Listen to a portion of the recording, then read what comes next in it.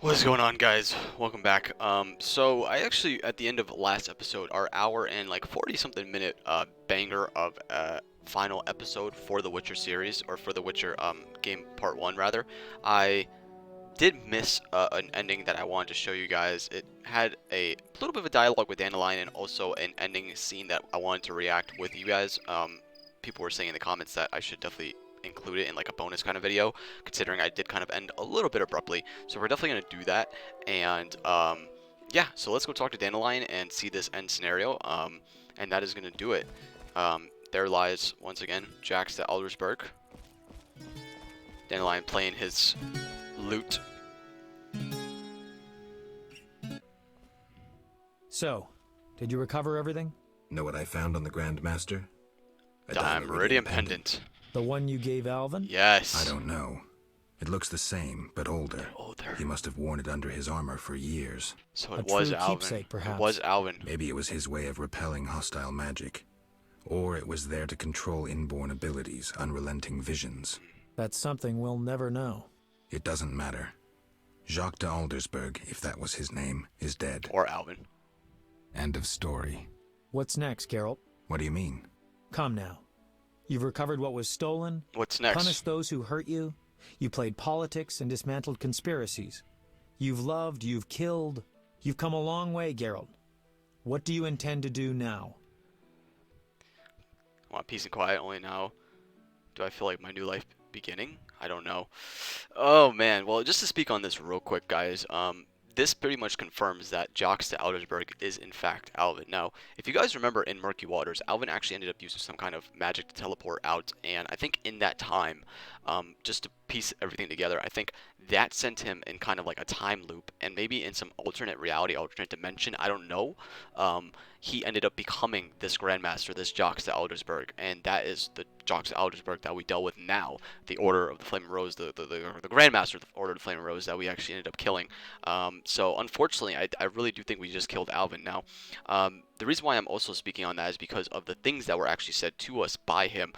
There were a lot of things, if you go back in that episode specifically, things that were said to him from us, or rather him to us, were things that we actually said to Alvin on our adventure, just throughout the chapters. So I can't recall everything that was said, but I remember one key thing he said about using his power for good, which was a key thing I remember telling Alvin back in Murky Waters, and I remember that really stuck hard because that was like a really true feeling I got when talking to him, and the fact that Jacques de Aldersberg relayed that back to us basically kind of solidifies that this in fact was Alvin. Now, there's no like hard concrete proof, but I'm going with these facts alone, and I'm really deciding that yes, well, who we just killed was Alvin in the future. How do I feel about that? Well, I don't know. I'm kind of sad it turned out the way it did, because in a lot of ways he was correct about his beliefs and things that he did. But ultimately, I do think the way he went about it was, like I said, completely wrong. And the way Salamander went about their practices, even if it was for the betterment or the saving of humanity in the long term, it doesn't matter because of the methods and means at which they tried to achieve those things. They were very inhumane, and inhumane acts like that cannot be going unpunished in my eyes, at least if I have the power to do so. So, anyways, that just kind of sums up my thoughts about that. Dandelions ask, what do I intend to do now? Well, I'm pretty tired, I do admit. I do feel like my new life is beginning, or I don't know. I want peace and quiet. You know what? Just for the sake of our series that's going to be continuing. Only now do I feel my new life beginning. Born anew, baptized in blood and fire. Oh, come on. A new ballad? Sounds too pompous, Dandelion. Take a look around. Life is simple, unpredictable, and beautiful. That's True. something new. You returned from the netherworld, got entangled in a real mess. You faced beasts and bastards who did you harm.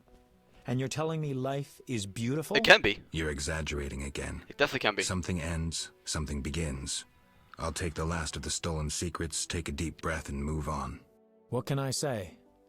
Godspeed on your path, Witcher.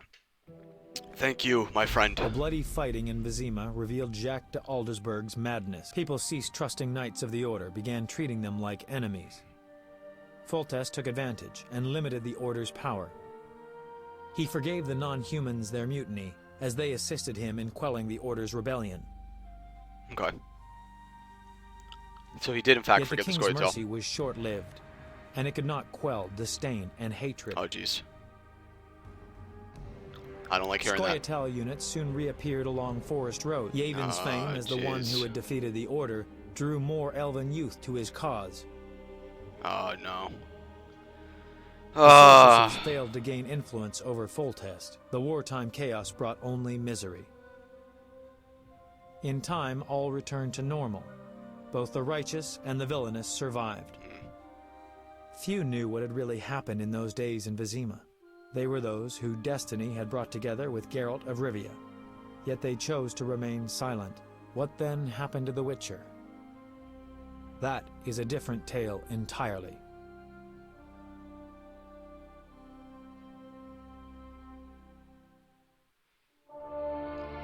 Here we go.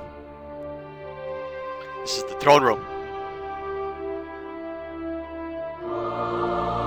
In Vizima.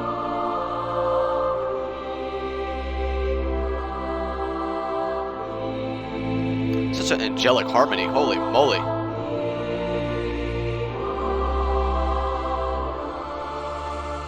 Temeria and Redania are allies, thanks in no small part to you. For your toil, a worthy pouch of gold. Your Highness. Better Master, be my 8,000 orens.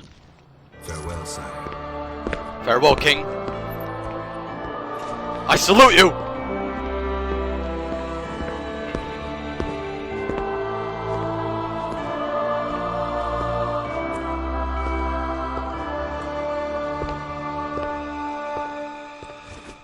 An assassin.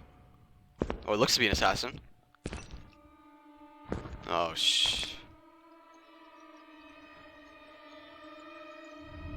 Oh.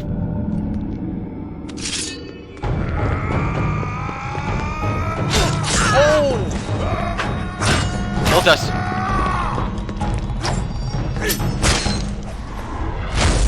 Igni!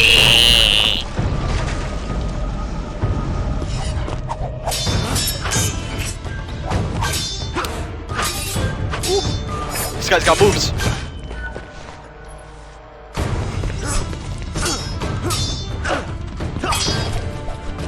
He's good. He's really good.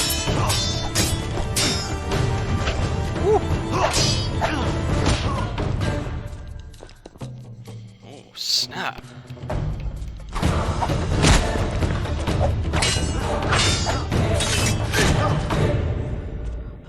He's actually he's getting the best of Geralt right now. Oh, never mind.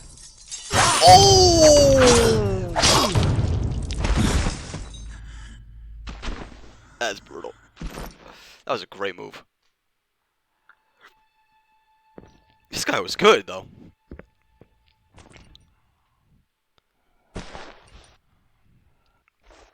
Who was it?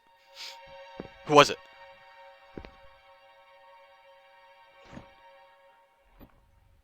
Okay, so the king's alive. Is that a Witcher? That's a Witcher. That's a Witcher. That's why he was so good at... Holy sh... That makes sense, man. Oh my gosh. Oh. Based on the novels and stories of Andrzej Sapkowski. Game vision by Michael Kingshi. Alright, we're going to let these credits roll out here and just quickly talk about that ending cinematic, because that is going to be our prelude basically into the next Witcher. Sorry. Getting some lag there. Just going to decrease this in volume a little bit. Yeah, so that's going to be our prelude into the next Witcher game, The Witcher 2 Assassin of Kings, which, you know, by the title you can already kind of tell what kind of game we're getting. Very interesting. We get a Witcher as an assassin. And that kind of explains why he was so good with those two blades and actually able to keep up in terms of agility and strength against Geralt, who we know to be one of the best fighters in the Northern Realms. So, very, very interesting. And I'm really glad I was able to do this bonus little episode for you guys. It was a really short one, only going to be about 10 minutes, but still really, really good. And I'm glad we got that little ending cinematic, because then that kind of ties into the tailored story that goes forward with the Scoia'tael and the elves, right, the non-humans, because it turns out the peace lasted only for a little while, and it turns out Scoia'tael bands are actually continuing to roam the lands because of the short-lived merit at which they were given, pretty much. So I thought that was very interesting as well. And just to tie up the story, I think it was a fantastic story. I'm going to be doing actually a review on this, so stay tuned for that, guys. A review for Witcher 1 is coming out. This is just, like I said, a little bonus episode for y'all, but I'm definitely going to be getting out a good review, and that's going to review the story, the gameplay, and pretty much everything that encapsulates the Witcher 1. Not talking about Witcher 2 or 3, but definitely Witcher 1. So again, guys, stay tuned for the review. Thank you guys so much for watching, and I will see you all on the next one. Peace.